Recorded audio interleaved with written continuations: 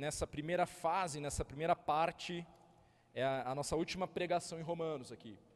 Depois nós vamos retornar para Romanos lá em 2025. Aí nós retomamos no capítulo 12 de Romanos. Então hoje nós vamos fechar essa primeira fase da carta do apóstolo Paulo, vamos dizer assim, aos Romanos. Então abra sua Bíblia em Romanos, daqui a pouquinho nós vamos ler.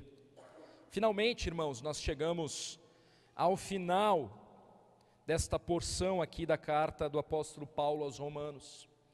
E os capítulos, dos capítulos 1, do primeiro capítulo, até o capítulo 11, nós temos, da parte do apóstolo Paulo, um forte amparo doutrinário sobre o evangelho da justificação. Eu queria até incentivar os irmãos a, numa sentada, pegar e ler essa carta de Romanos, numa sentada. Vou ler Romanos agora. Você lê todos esses capítulos, vai ajudar na compreensão macro aqui de tudo que Paulo está falando. E a perceber, inclusive, que nesses 11 capítulos, primeiros 11 capítulos, nós temos aqui um forte amparo doutrinário sobre o verdadeiro evangelho da justificação. E os versos de hoje, que encerram esta sessão, que nós vamos ler daqui a pouco, versos 33 a 36, eles também são o ponto alto, não só desses 11 capítulos, mas são o ponto alto do capítulo 11, dentro do que Paulo vem dizendo aí. Então, irmãos, é como se Paulo, o apóstolo Paulo, ele estivesse escalando uma grande montanha. Imagina aí então, uma grande montanha, onde Paulo começa a escalar essa grande montanha, explicando o verdadeiro evangelho, trazendo explicações, argumentos, falando a respeito da realidade do homem, de gentios e judeus, e a cada explicação, a cada argumento, ele está escalando essa montanha, e sobe um pouquinho de cada vez, a cada vez mais. Então, agora, finalmente, no capítulo 11, versos 33 a 36, Paulo finalmente chega ao topo dessa montanha, e aí então, é como se ao contemplar tudo que ele já tem explicado ali, ou na verdade, ao contemplar a história da salvação que Deus está contando, Paulo então, a contemplar tudo isso, cada um dos argumentos, que apontam para uma verdade bíblica sobre o verdadeiro evangelho. É como se agora ele chegasse então no topo dessa montanha, e quando ele olha para tudo isso, e a maneira como Deus está contando essa história, ele não pudesse fazer outra coisa que não fosse adorar a Deus.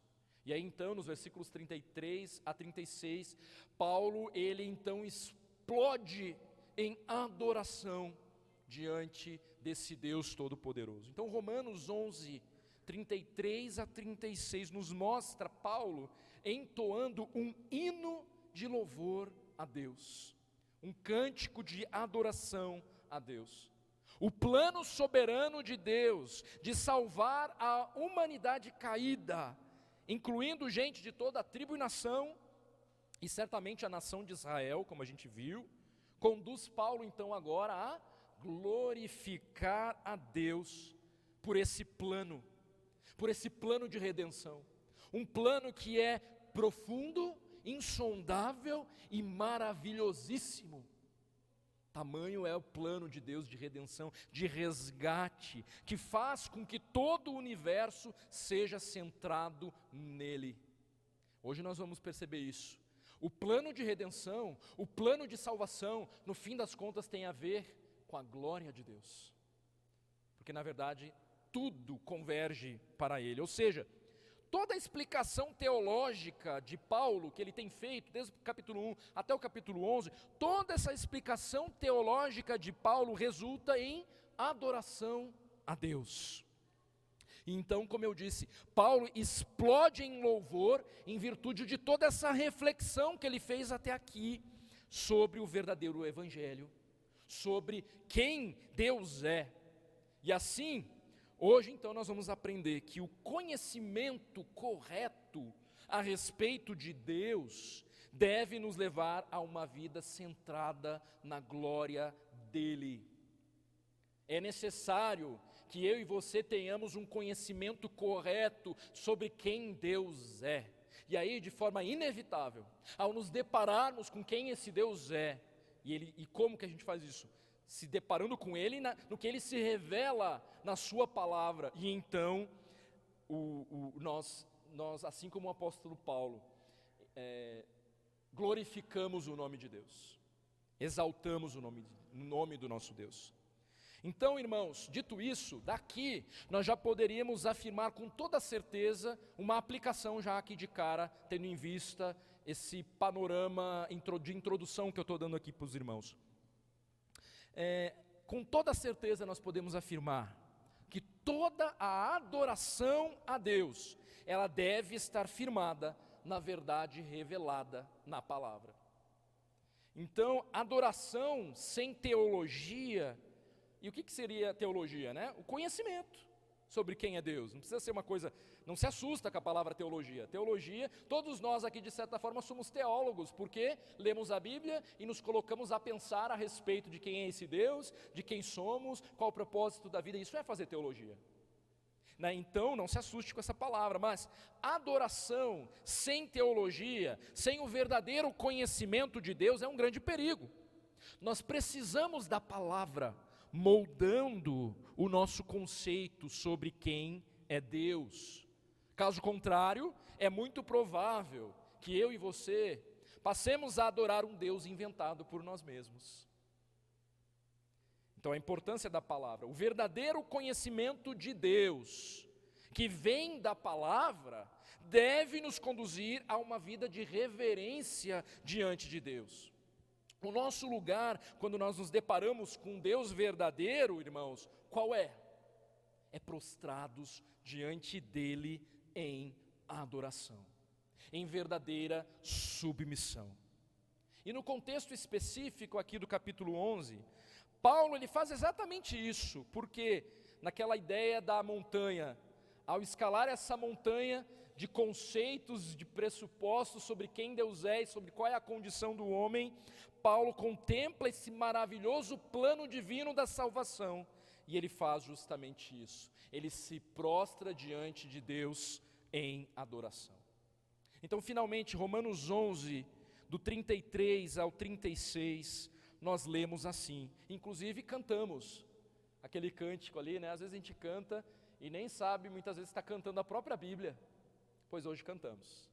Diz assim: ó profundidade da riqueza, tanto da sabedoria como do conhecimento de Deus. Quão insondáveis são os seus juízos e quão inescrutáveis os seus caminhos. Quem, pois, conheceu a mente do Senhor? Ou quem foi o seu conselheiro? Ou quem primeiro deu a ele para que lhe venha a ser restituído? Porque dele, e por meio dele, e para ele, são todas as coisas. A ele, pois, a glória eternamente. Amém. Então nós podemos dividir aquilo que o pastor Sidney até apontou, né? Nós estamos diante de uma doxologia, né, que nada mais é de que uma expressão de adoração, de louvor ao nosso Deus, encontrada em várias porções das Escrituras, em vários momentos da palavra de Deus. E aqui especificamente nós podemos aprender muita coisa, tendo em vista tudo que eu já falei até aqui, e Paulo, nós podemos dividir essa doxologia, essa expressão de adoração a Deus, isso que é doxologia, em 3 partes. Então a primeira parte está no versículo 33, e aqui no verso 33, nós estamos vendo Paulo, o apóstolo Paulo, exaltando a sabedoria e o conhecimento de Deus. Nós vamos entender, à luz do contexto, como que essa doxologia se encaixa à luz de tudo que ele vem desenvolvendo aqui, especialmente nos capítulos 9, 10 e 11. Então, Paulo exalta a sabedoria e o conhecimento de Deus, é o primeiro ponto da nossa mensagem. Verso 33, ó profundidade da riqueza, tanto da sabedoria como do conhecimento de Deus. Quão insondáveis são os seus juízos e quão inescrutáveis os seus caminhos. E o contexto, irmãos, como já mencionado, tem a ver com Paulo exaltando a Deus em virtude do seu plano perfeito de redenção, de salvação, e especialmente o modo como esse plano foi concretizado. Não só apontando, então, Paulo não só aponta para o fato de que Deus tem um plano, mas ele fala como que esse plano foi executado. E é então diante deste contexto que Paulo começa a exaltar e glorificar a Deus, dando glória a Ele por sua sabedoria e pelo seu conhecimento diante desse plano.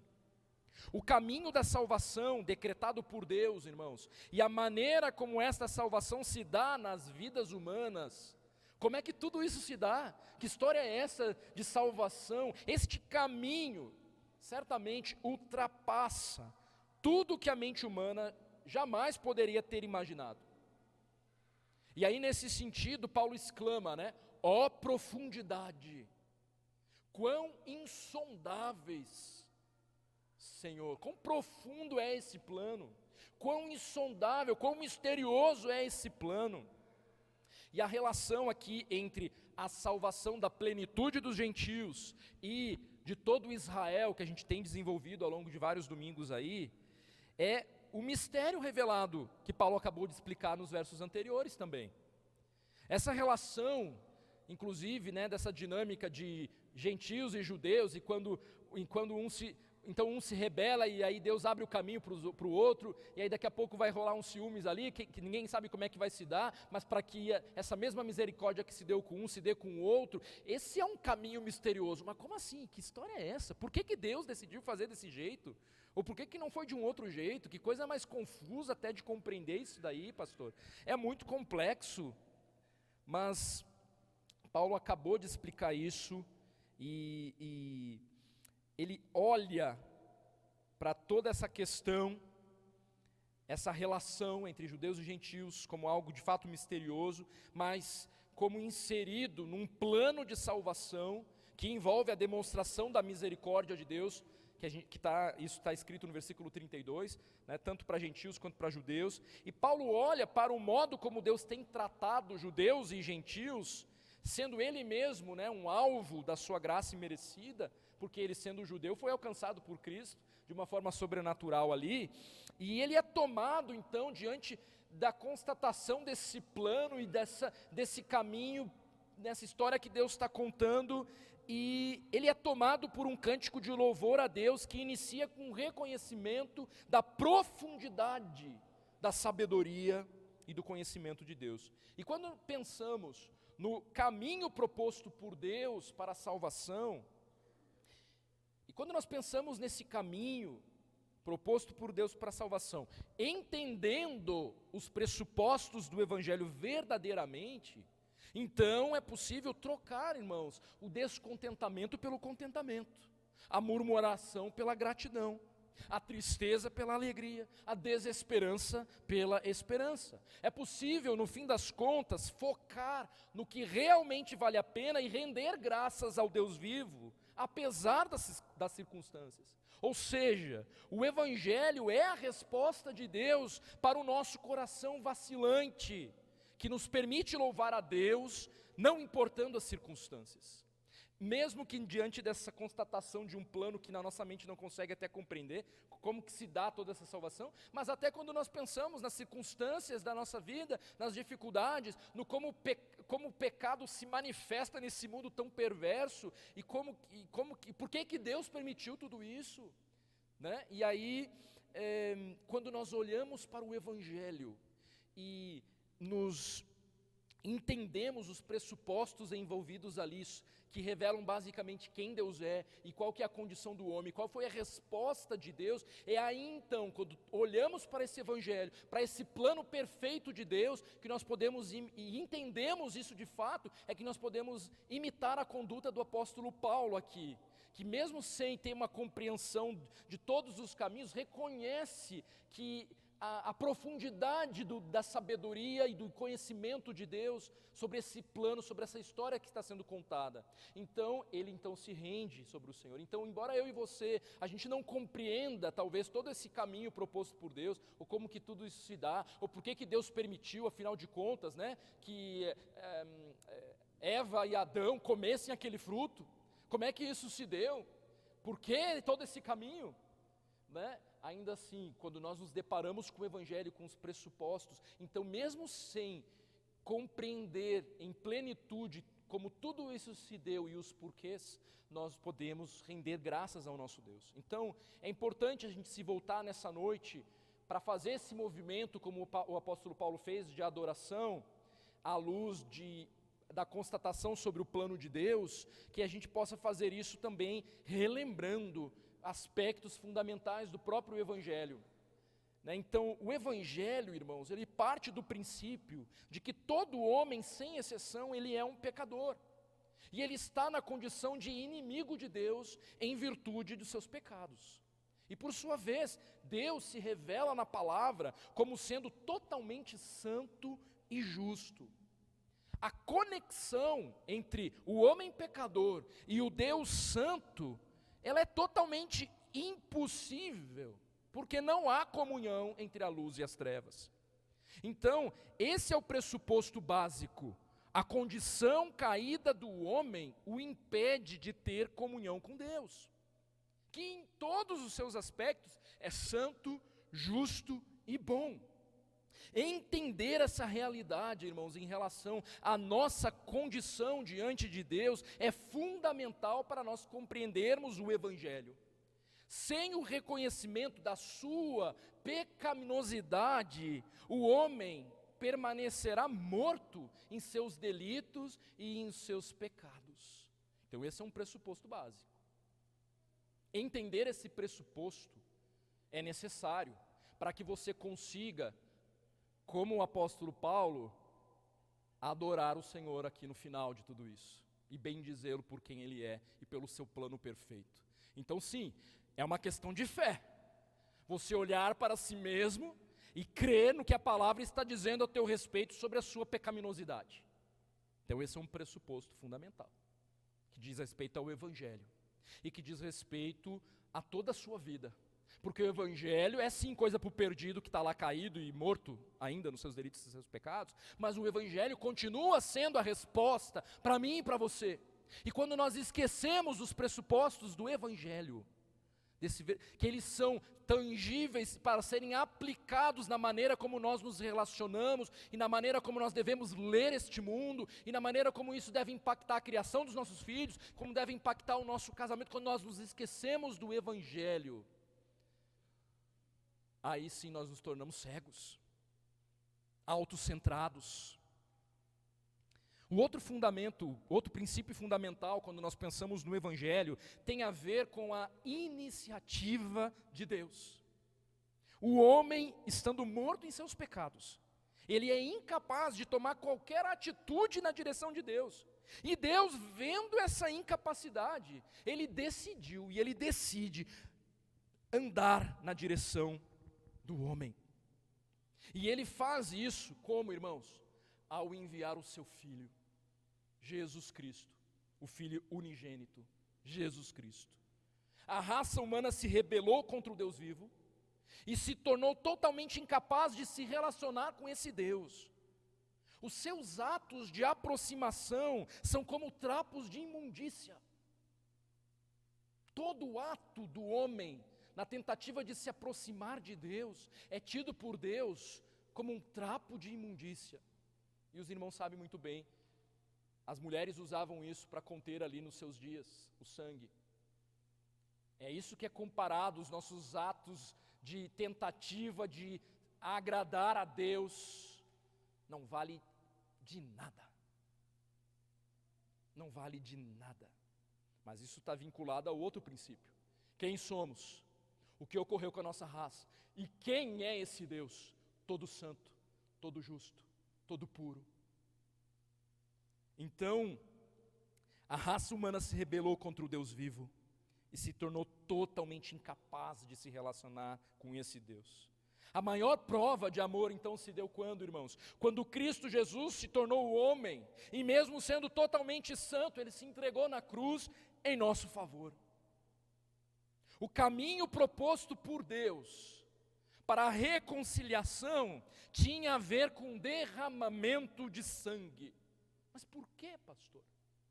Não podia ser diferente? Não bastava Deus só dizer assim: quero que sejam salvos? E não se daria assim? Bom, esse é um plano que a nossa mente não consegue alcançar todos os porquês. Mas fato é que a palavra de Deus, esta palavra que nós cremos, ela afirma que sem derramamento de sangue não há remissão de pecados. Este foi o plano proposto por Deus. O Deus encarnado, como representante da nossa raça, morrendo numa cruz, e aí então o seu sangue vertido naquela cruz. É nisso que nós cremos, porque este é o plano de Deus. É a nossa mente, certamente, ela não consegue compreender. Eu não estou dizendo que nós não conseguimos crer, porque nós cremos no poder de Deus por meio da morte, e ressurreição do Senhor Jesus Cristo. O que eu estou dizendo é que nós somos incapazes de, deixa eu entender os motivos pelos quais Deus decidiu que assim fosse. Podemos especular, podemos criar teologias e tudo mais, mas o porquê das coisas serem como são, isso tem a ver com os propósitos e caminhos de Deus que são inescrutáveis, que são insondáveis. E a nós cabe o quê? Nos dobrarmos diante desse Deus e crer no plano dele. É o que o apóstolo Paulo fez aqui e convida a todos nós. Então o caminho proposto por Deus para a reconciliação tinha a ver com o derramamento de sangue. Quão insondáveis são os seus juízos e quão inescrutáveis os seus caminhos, Senhor. O modo como Deus pensa e decide realizar a sua obra, o que Ele faz e aonde Ele vai, são descritos como algo insondável e inescrutável. Ou seja, o que é isso? Que não pode ser alcançado pela mente humana na sua complexidade. É algo inescrutável. A nossa mente não consegue alcançar todos os pormenores. E sim, nós cremos no poder de Deus. Então, não que o plano em si nos seja totalmente incompreensível, porque nós somos capazes de compreender. A nossa fé, inclusive, não é uma fé burra. É uma fé que nos convida a refletir, a pensar, a considerar, e aí então crer. Então, não é que o plano em si não seja totalmente incompreensível. Paulo, inclusive, ele acabou de explicar o mistério, na verdade, da relação entre salvação envolvendo judeus e gentios. Ele acabou de explicar tudo isso. E, na verdade, toda conversão, irmãos, precisa necessariamente passar pelo caminho da compreensão. Você precisa entender esses pressupostos para se arrepender e para entender o caminho proposto por Deus. É claro que então não se trata de não compreender o plano. Então, não é que sejamos totalmente incapazes de compreender esse plano, muito embora seja o próprio Deus quem nos abre o entendimento. Ou seja, aqui a profundidade da sabedoria e do conhecimento de Deus são exaltados e são declarados como insondáveis e inescrutáveis, não porque seja um segredo para nós, porque esse mistério já nos foi revelado, mas foi justamente a explicação, do plano de Deus que conduz Paulo a louvar a Deus, mas é esse plano declarado das riquezas e da misericórdia de Deus sobre nós, pecadores imundos, que nos conduz à conclusão de que nós estamos diante de um plano profundamente insondável. Deus fez o que fez com Cristo na cruz para nos redimir. Como pode? Que caminho é esse? Essa prova de amor, esse caminho de restauração para o pecador que não merece, eu e você, é realmente inescrutável e insondável, se você for honesto com você mesmo. Se você trazer à memória pelos caminhos perversos pelos quais você já trilhou. Não é realmente de cair o queixo, saber.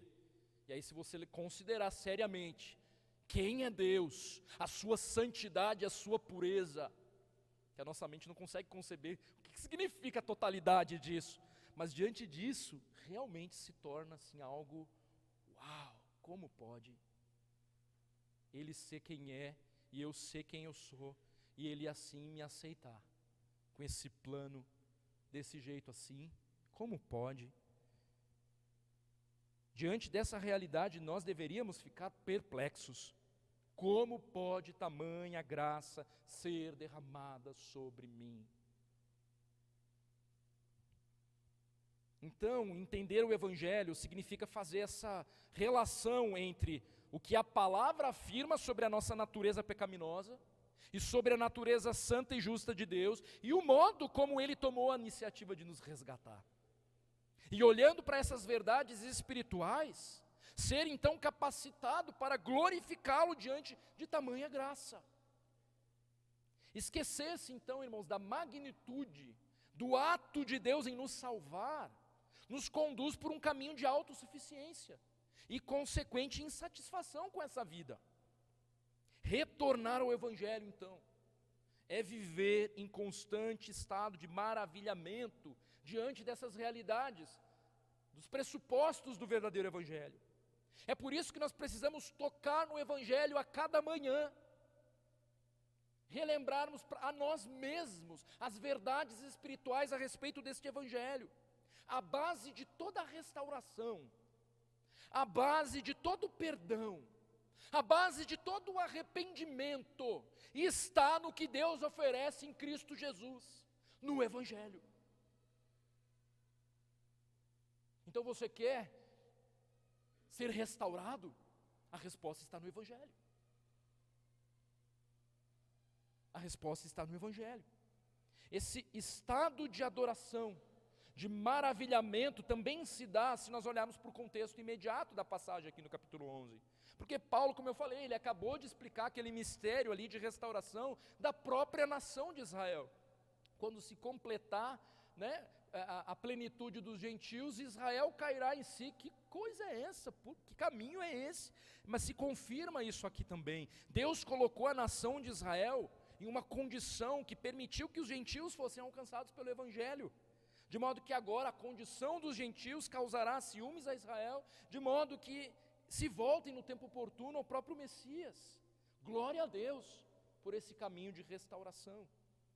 Então essa sequência aqui de graça abundante, que serve de resposta final ao problema de Israel, que Paulo está tentando responder, e o que aconteceu com Israel, nesses capítulos 9, 10 e 11, também conduz Paulo a louvar a Deus. Israel será restaurada. Que caminhos insondáveis são esses, Senhor? Porque essa nação rebelde, de forma sistemática, durante toda a história se rebelou, mas o Senhor, com grande sabedoria, cumprirá suas promessas. Que caminho insondável, que Deus é esse? Então, meus irmãos, o modo como Deus decidiu nos salvar, e o modo como Deus escreve essa história, em relação até a Israel e aos gentios, é um caminho que revela a sua soberania. É um caminho que nós aceitamos por fé, na certeza de que a vontade do Senhor é perfeita, e que os seus caminhos são dignos da nossa total confiança, ainda que a nossa mente limitada não consiga perceber os motivos de Deus. É como já foi dito aí, já foi até cantado, O trabalho de um tapeceiro, ele não é compreendido se olhado do lado errado. O trabalho de um tapeceiro, ele não é compreendido se você olha do lado errado. Olhando pelo lado errado, você verá apenas fios entrelaçados, sem padrão nenhum aparente, uma bagunça completa, um caos. Mas, porém, se você se propor a olhar do lado certo, então surge uma verdadeira obra-prima ali, uma verdadeira obra de arte, onde cada fio está no lugar exato para formar a beleza do todo. E assim é o plano de Deus. Do nosso ponto de vista limitado, muitas vezes parece confuso ou injusto, mas Deus, com a sua sabedoria divina e infinita, Ele vê o quadro completo. E o nosso papel não é entender tudo, mas é confiar no tapeceiro, um tapeceiro divino, que está escrevendo essa história de uma forma soberana, cujo propósito é glorificar o nome dele mesmo. Mas aqui estamos eu e você, muitas vezes se julgando mais sábios do que Deus, questionando os seus caminhos. Precisamos nos arrepender nos dobrar diante da nossa insignificância, como Paulo aqui, Senhor. Ó profundidade da riqueza, tanto da sabedoria como do conhecimento de Deus. Quão insondáveis são os seus juízos, quão inescrutáveis são os seus caminhos. Eu não consigo compreender como isso se dá. Eu não consigo compreender porque o meu pai talvez tenha morrido sem Cristo. Eu não sei, Deus faz os seus caminhos e talvez tenha surpresas valiosas para nós quando a gente chegar lá no céu. Mas eu não sei porque coisas terríveis acontecem na nossa vida. Eu sei que se submeter ao Deus que está escrevendo a nossa história é o melhor caminho.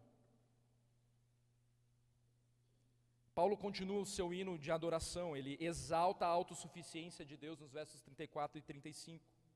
A segunda estrofe desse hino de adoração é composta por 3 perguntas. Quem, pois, conheceu a mente do Senhor? Ou quem foi o seu conselheiro? Ou quem primeiro deu a ele para que lhe venha a ser restituído? Elas têm um link com o que ele acabou de afirmar antes, sobre a sabedoria, sobre o conhecimento. São perguntas retóricas aqui, ou seja, já tem a resposta. Perguntas retóricas relacionadas ao plano de Deus, e a resposta com certeza é uma só. Ninguém conheceu a mente do Senhor. Ninguém foi o seu conselheiro. A verdade é que nenhum ser humano, por mais inteligente que seja, ele pode entender o que Deus está fazendo no mundo. E como Paulo acabou de afirmar, os caminhos e juízos de Deus são insondáveis. E aqui Paulo estabelece a grandiosidade de Deus nesse processo. Ele, o nosso Deus, é autossuficiente, soberano e totalmente independente. Como Criador, ele age sozinho e de maneira singular. Abre aspas aqui, a tentativa humana de reduzir os caminhos de Deus ao conhecimento que possamos absorver e manipular, é uma violação ao seu direito de Criador. Nós não podemos reduzir Deus ao nosso entendimento, à nossa mente limitada. Tampouco a palavra que nós temos em mãos, trata-se do que Deus decidiu nos revelar sobre quem Ele é. Mas certamente não esgota a pessoa de Deus. Pararam para pensar nisso? Que nós temos uma eternidade para conhecer ainda mais sobre esse Deus e sobre os seus atributos? Que talvez Deus tenha revelado para nós um sopro da sua grandiosidade, de quem Ele é, e do que Ele tem separado para nós. Não podemos encaixotar Deus, muito menos nos nossos próprios pensamentos, que são tão limitados. Então, Deus é grandioso, Paulo exalta isso. Em outras palavras, o Senhor é o dono, já que a gente está falando de um plano de redenção, da história da salvação, Ele é o dono da salvação. Na sua soberania, Ele age de acordo com a sua vontade. É Ele quem efetua a salvação de Israel e das demais nações. É Deus quem intervém na história, e na história de cada homem Ele cumpre com a sua vontade soberana, sobre a minha história, sobre a sua história. Deus mesmo é quem dá o primeiro e o último passo. Efésios 1, 4, 5, nos escolheu nele antes da fundação do mundo, para sermos santos e irrepreensíveis perante Ele, e em amor nos predestinou para Ele, para a adoção de filhos, por meio de Jesus Cristo, segundo o beneplácito de sua vontade. Efésios 2:1, Ele nos deu vida, estando vós mortos nos vossos delitos e pecados. Em Romanos 5:8, mas Deus prova o seu próprio amor para conosco, pelo fato de Cristo ter morrido por nós, sendo nós ainda pecadores. Deus é que toma a iniciativa, é Ele que faz essa obra. Aqui nessas 3 perguntas, Paulo inclusive está fazendo uma alusão a Isaías 40, 13, e ao livro de Jó 41, versículo 11. Isaías 40, 13, quem guiou o Espírito do Senhor? Ou como seu conselheiro o ensinou? Jó 41, 11, quem primeiro me deu a mim para que eu haja de retribuí-lhe? Pois o que está debaixo de todos os céus é meu. Deus aqui respondendo para Jó, né? Então, de alguma maneira, Paulo está colocando o homem aqui no seu devido lugar, em relação ao seu plano de salvação, ao plano de Deus. Nós também somos remetidos ao capítulo 9 de Romanos 9, 21. Quem és tu, ó homem, para discutires com Deus? Porventura pode o objeto perguntar a quem o fez, por que me fizeste assim? Ou não tem um oleiro direito sobre a massa, para do mesmo barro fazer um vaso para a honra e outro para a desonra? O plano de salvação do Senhor é perfeito. Em relação a nós, ao homem caído, é a maior prova da sua graça e da sua misericórdia, pois Deus ali, Ele nesse plano, Ele nos escolhe e Ele cumpre o seu propósito de salvação para o louvor da sua glória. E é nesse sentido que a nossa mente limitada, tocada pelo pecado, ela não consegue ir além. E muitas vezes esse plano está correto? A gente pode perguntar. Pessoas indo para o inferno? Que amor é esse? Nós poderíamos também perguntar. Então, mas Deus, Ele então questiona: quem conheceu a mente do Senhor? Quem foi o seu conselheiro? Quem lhe deu alguma coisa que lhe faça devedor? Nós não deveríamos ficar paralisados com a constatação de que alguns irão para o inferno, embora isso de fato nos doa. Mas nós deveríamos ficar intrigados com o fato de haver salvação. Quando nós analisamos friamente quem somos e quem Deus é. Porque diante da gravidade do nosso pecado, Deus na sua graça e misericórdia, Ele decidiu nos salvar. É isso que deveria nos deixar intrigados. Então está difícil, irmãos, de adorar ao Senhor em meio a todas as dificuldades dessa vida, em meio às tristezas da luta contra o pecado. Então olhe para Cristo Jesus, olhe para o Evangelho, olhe para a graça de Deus Pai, e perceba que você sim tem motivos para agradecer e para perseverar, porque não há nada de tão terrível que lhe possa acontecer nesta vida que se compare com uma eternidade no inferno. E Deus resolveu que você, justamente você, passasse a eternidade desfrutando da sua presença, por pura graça. Olha como olhar para o Evangelho e para esses pressupostos muda toda a perspectiva a respeito desta vida. Não há coisa terrível que possa acontecer sobre a sua vida que se compare a passar uma eternidade no inferno. Temos ou não temos motivos para glorificar e exaltar esse Deus que por pura graça nos alcançou? Temos sim, meus irmãos. E nós precisamos trazer essas verdades à nossa memória. Quando nós depositamos a nossa esperança no lugar certo, então nós somos capacitados a perseverar e a bendizer ao Senhor. O propósito da vida e o motivo pelo qual você foi salvo tem a ver com a glória de Deus. E por fim, meus irmãos, Paulo então, no verso 36, ele atribui glória ao Deus soberano. Paulo atribui glória àquele que é a fonte, o realizador e, sobretudo isso, eu queria destacar, o alvo da salvação do homem. Ele também é o alvo da nossa salvação. O propósito pelo qual nós fomos salvos tem a ver com a glória dele. Mas nós pensamos que tem a ver com a gente. Nossa, ele me amou tanto. Eu sou tão especial. É claro que de fato somos. Sim, não joguem isso no lixo. Deus, de fato, em Cristo, Ele nos dá significado e sentido para a nossa vida. Mas o propósito da nossa salvação tem a ver com Ele. Porque dEle, por meio dEle, para Ele são todas as coisas. Nesse contexto aqui, de ficar maravilhado com o plano da salvação, este por Ele, porque dEle, por meio dEle e para Ele, tem a ver com a própria salvação. Todas as coisas, especialmente esse plano da salvação, se originaram em Deus e foram implementadas por Ele para a sua glória. O plano de Deus não se baseia nas obras da lei ou no mérito humano. E aí Efésios 2, 8, 9, porque pela graça sois salvos, mediante a fé, isto não vem de vós, é dom de Deus, não de obras, para que ninguém se glorie. Para que ninguém se glorie, porque toda a glória é para Ele. Então Deus é a fonte da salvação. O plano da salvação nasce exclusivamente de Deus, não é um projeto humano ou uma resposta a méritos, mas um ato soberano da graça de Deus.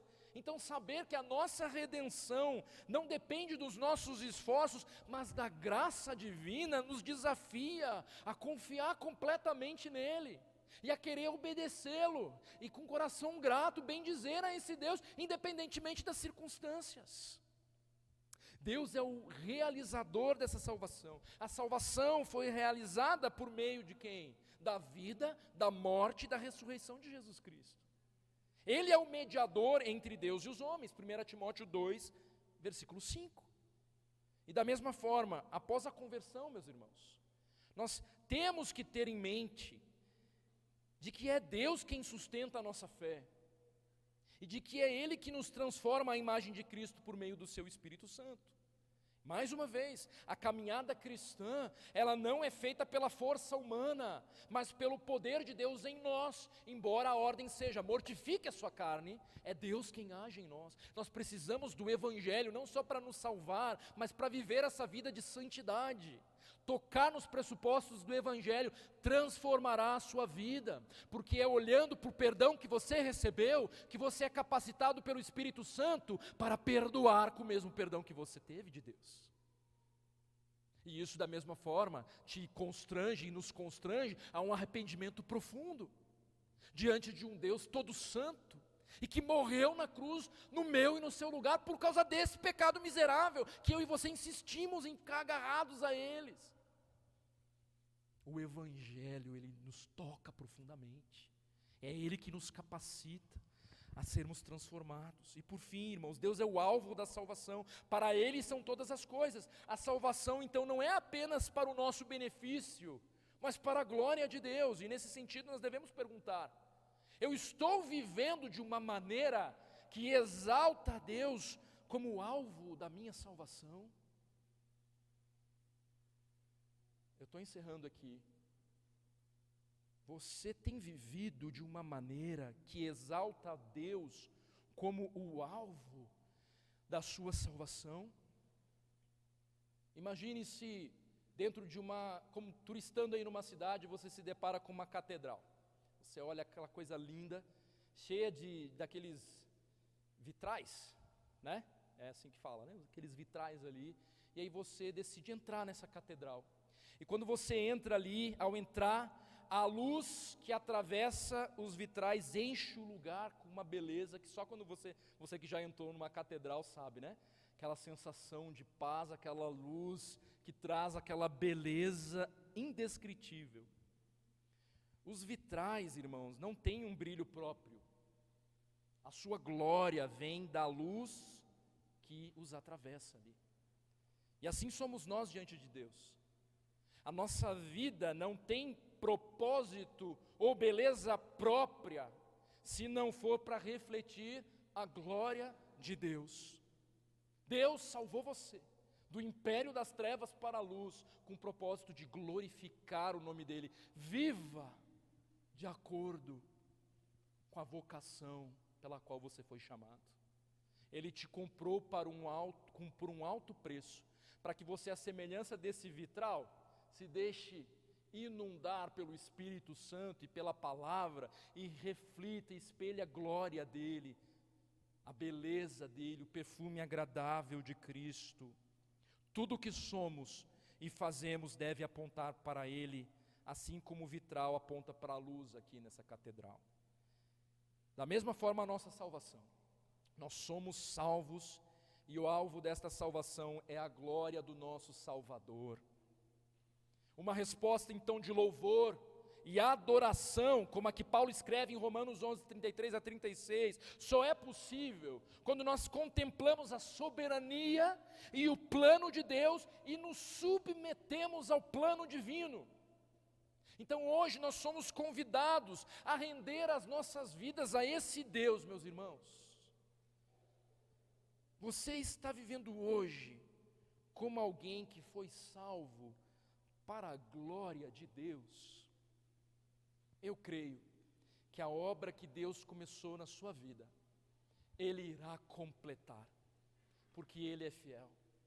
Saia daqui hoje, irmão, disposto, com estas verdades entranhadas no teu ser.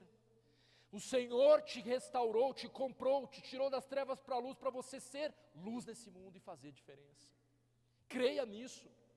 Você foi escolhido por Deus, por pura graça e misericórdia. Você sim tem um papel importante nessa sociedade, nesta igreja, dentro da tua família. Viver para a glória de Deus, submetendo-se à vontade dEle. A nossa carne luta contra isso, dói mesmo, mas no Senhor vale a pena obedecer ao nosso Senhor, vale a pena, porque Ele prometeu grandes coisas para nós. Ser fiel até o fim. Aquele que venceu, darei a coroa da vida. O Senhor tem uma recompensa para nós, imerecida. Imagina, nós, eu e você, reinando com Cristo pela eternidade. Esse é o plano, logo ali, na eternidade. Agora, irmãos, é guerra. Satanás se levantando contra nós, contra as nossas famílias, contra os nossos filhos, contra o nosso casamento, cheio de insinuações, da qual a nossa carne adora dar uma flertada.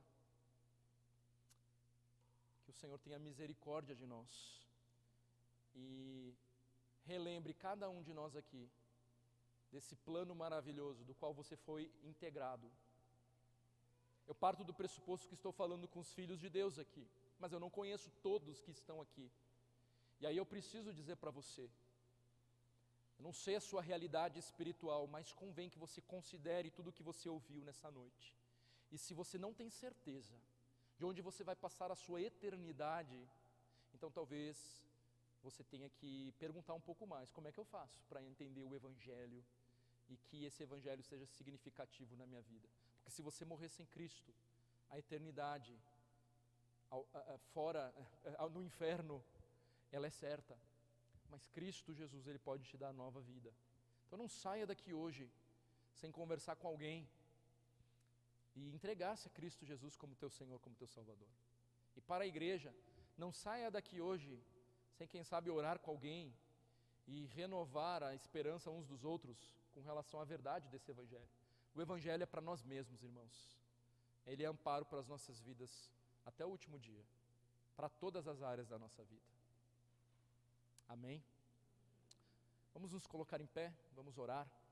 Eu peço que a equipe de louvor já venha aqui à frente. Nós vamos orar.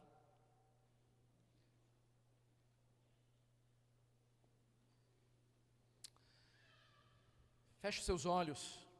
Nós estamos diante da presença do nosso Deus. Um Deus que é perfeito e que tem planos perfeitos. Ele não se enganou. Ele não se enganou no seu plano. Antes da fundação do mundo, Ele te elegeu, Ele te escolheu. E você que respondeu já a esse chamado, se arrependendo dos seus pecados e confessando Jesus como teu Senhor, como teu Salvador, decida, meu irmão, viver para a glória de Deus. Arrependa-se da sua tentativa de achar que você é mais sábio do que Deus. Se submeta à soberania desse Deus, que tem caminhos insondáveis, que tem planos que a nossa mente não consegue conceber, mas Ele é um Deus verdadeiro e fiel. No meio do caos, no meio de um mar de incertezas, o nosso Deus se apresentou para nós como o caminho, a verdade e a vida, nos dando certeza, nos dando convicção. Então, em meio a toda a confusão, meu irmão, em meio a toda a confusão mental em que você está inserido, em virtude do pecado, em virtude do que esse mundo tem para oferecer, decida nessa noite se render ao plano soberano de Deus sobre a sua vida. Decida obedecer ao Senhor, se renda ao Senhor, reconhecendo o seu plano soberano. Ele endireitará as tuas veredas. Ele é especialista nisso. é Deus poderoso, que nos tirou das trevas para a luz, para que a nossa vida não fosse mais viver para nós mesmos, mas viver para a glória dEle. Nele é possível negar a si mesmo e pegar-lhe o jugo dEle, que é suave. Apesar das dificuldades que todos nós passamos, mais vale obedecermos ao nosso Senhor. Creia, creia. O objetivo é a glória dEle. Então sim, Ele faz o impossível sobre a tua vida, sobre a tua história, sobre os teus filhos, sobre o teu casamento, sobre o teu marido, sobre a tua esposa.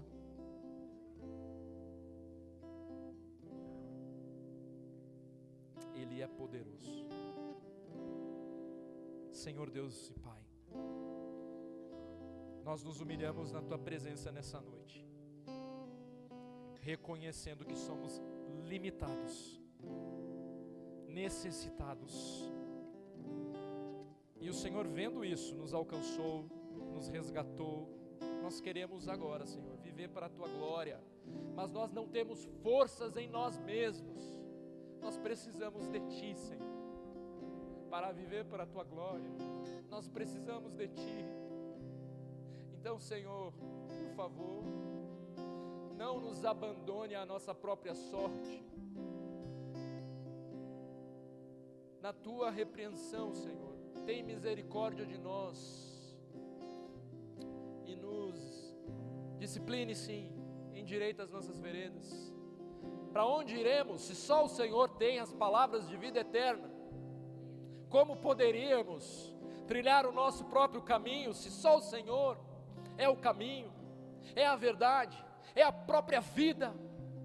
Ó Senhor, perdoa a nossa altivez, a nossa autossuficiência, a nossa independência de Ti, os nossos questionamentos.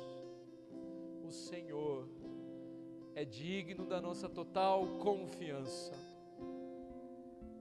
Quão insondáveis são os teus caminhos, os teus juízos a nossa mente não alcança, mas o Senhor tem o controle de todas as coisas, e nós queremos nos submeter, render as nossas vidas ao Senhor, nos dobrarmos diante de Ti nessa noite, clamando, Senhor,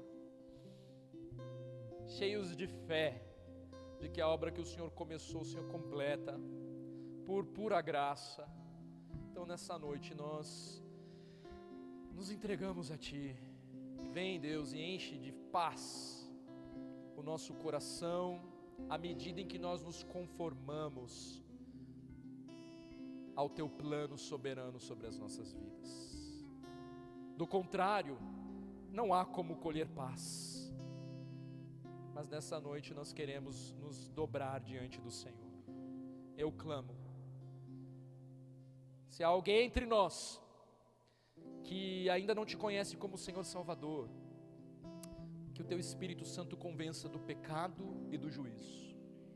E a Tua igreja, Deus, Tu que és o grande pastor, cuida e sara as nossas feridas. Sejamos achados por Ti em fidelidade.